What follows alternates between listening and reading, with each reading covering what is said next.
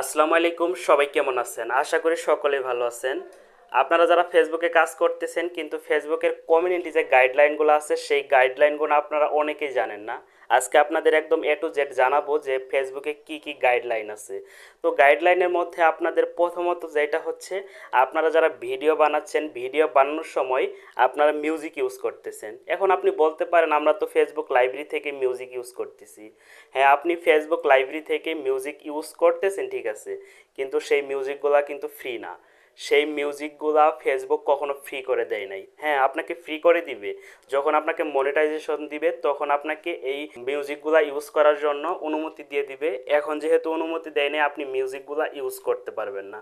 আপনার দ্বিতীয় যে সমস্যাটা আছে, আপনারা দ্বিতীয় যে ভুলটা করেন, কমিউনিটি গাইডলাইন সেটা মানেন না। সেটা হচ্ছে আপনার এমন কিছু সেন্সিটিভ বিষয় দেখাচ্ছেন ফেসবুকে, যে সেন্সিটিভ বিষয়গুলা আসলে ফেসবুকের কমিউনিটি গাইডলাইনের মধ্যে পড়ে না। তাদের যে নিয়মগুলো আছে সেই নিয়মের মধ্যে পড়ে না। আপনার সেই সেন্সিটিভ ভিডিওগুলা ফেসবুকে একদম টোটালি কমিউনিটি গাইডলাইন ধরে আপনার পেজটা বিনিশ করে দিবে। এখন আপনারা বুঝতে পারছেন সেন্সিটিভ বিষয়গুলো কি।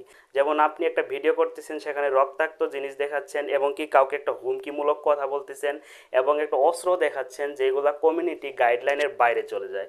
এবং 3 নম্বর যে বিষয়টা হচ্ছে, আপনারা যখন ভিডিও আপলোড করেন, ভিডিও আপলোড করার সময় হ্যাশট্যাগুলো ঠিকঠাকভাবে দিতে পারেন না। এক ভিডিওর হ্যাশট্যাগ অন্য জায়গায় দিয়ে দিচ্ছেন।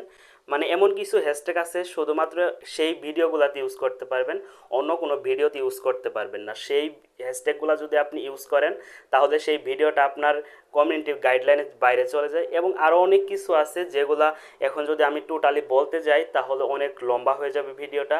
তবে আমি এখন যে শুধুমাত্র তিনটা গাইডলাইন বললাম, সেই গাইডলাইনগুলো আপনি যদি মেনে চলেন তাহলে ফেসবুকে টোটালি সফল হতে পারবেন।